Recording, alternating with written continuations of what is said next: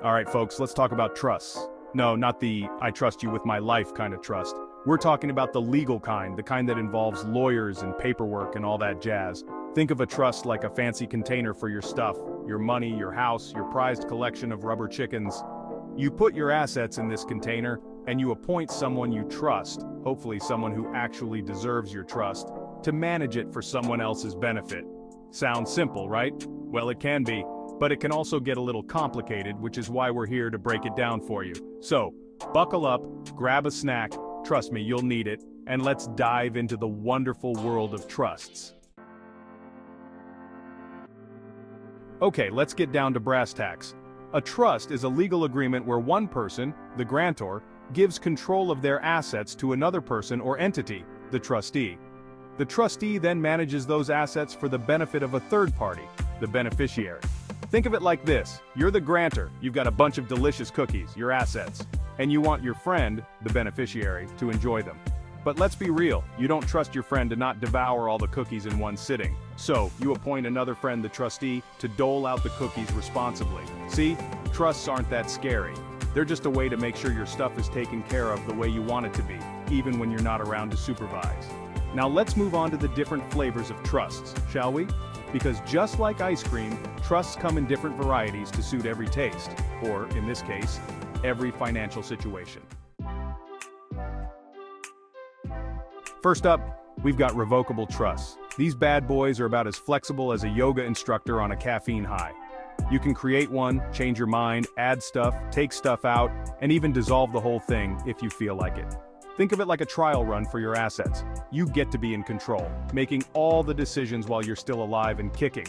You can even be the trustee yourself, managing your own assets, because who wouldn't trust themselves with a cookie jar? But here's the catch. Because you have so much control, a revocable trust might not offer the same level of legal protection as other types of trusts. It's like keeping your valuables in a safe with a combination lock that you've written on a sticky note and stuck to the door.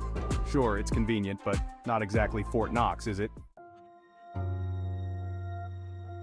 Now, if revocable trusts are like a test drive, irrevocable trusts are like getting a tattoo. Once it's done, it's pretty darn permanent. With an irrevocable trust, you're essentially giving up control of your assets for good.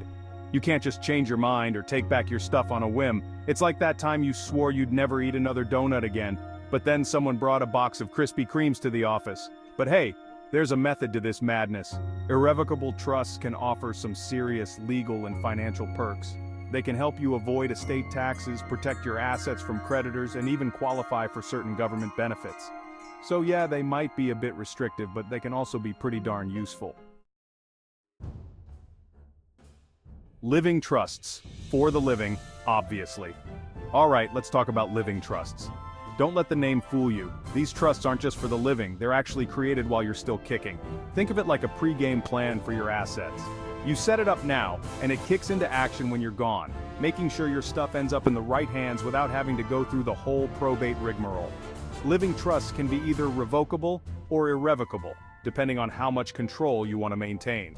They're like the Swiss Army knives of the trust world. Versatile, practical, and always there when you need them. Or, when you're not around to need them anymore. Testamentary trusts, from beyond the grave.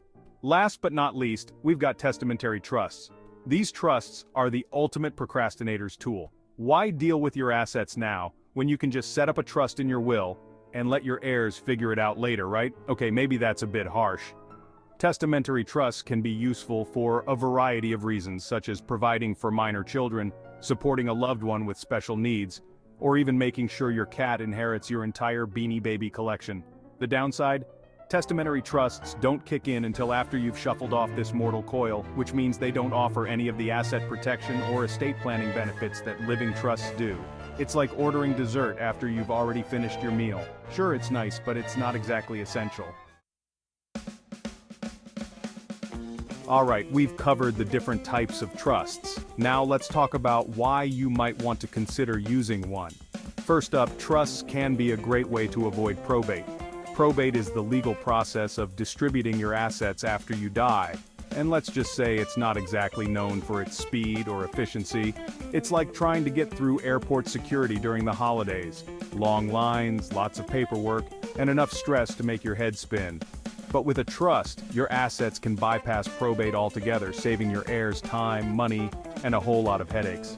It's like getting a fast pass to the pearly gates, smooth sailing all the way. Another perk of trusts is that they can help you minimize estate taxes. Think of estate taxes like the government taking a cut of your hard-earned money after you're gone.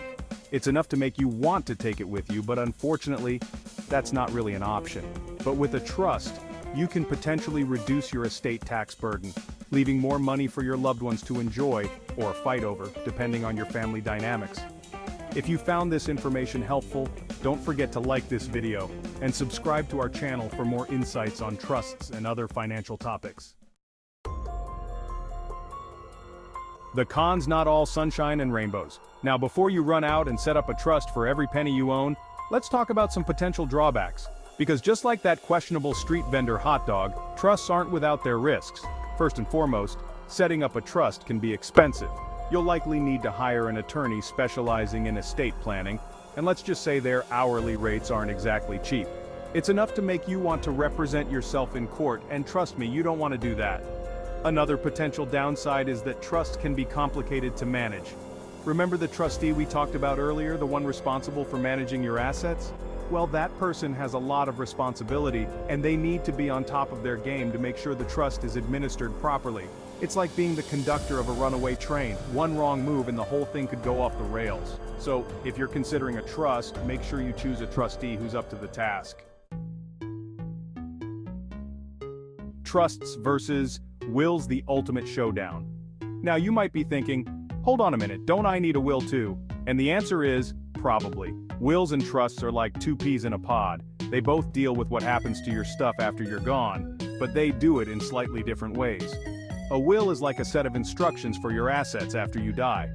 It dictates who gets what, how much they get, and who's in charge of making sure your wishes are carried out. It's like leaving a note for your roommate, asking them to water your plants while you're on vacation. Except in this case, you're never coming back from vacation. Trusts, on the other hand, are more like a pre-arranged agreement. You're essentially setting up a system for managing and distributing your assets while you're still alive, with instructions on what to do with them after you're gone.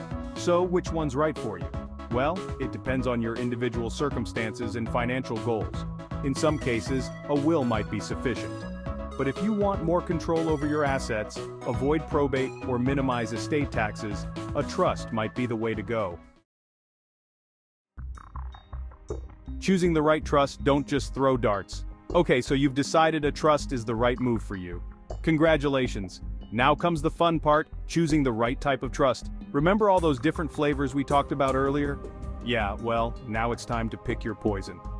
And just like choosing a new Netflix show to binge watch, it's important to do your research and choose wisely. Do you want a trust that offers maximum flexibility? Then irrevocable living trust might be your jam. Need something with more legal protection? An irrevocable trust could be the answer. Want to channel your inner procrastinator? A testamentary trust might be right up your alley. The point is, there's no one-size-fits-all answer. The best way to choose the right trust is to talk to a qualified estate planning attorney. They can assess your individual needs and help you create a trust that meets your specific goals. Wrapping it up, you're now a trust connoisseur. So there you have it, folks, the lowdown on trusts. We've covered everything from the basics to the different types, the pros and cons, and even how to choose the right one for you. You're practically experts now. Remember, trusts might seem like a complicated topic, but they don't have to be. By understanding the basics and seeking professional advice, you can use trusts to protect your assets, provide for your loved ones, and ensure your wishes are carried out according to plan. And who knows? Maybe one day you'll even be able to set up your own trust fund and live out your days sipping Mai Tais on a beach somewhere. Just don't forget to invite us to your retirement party.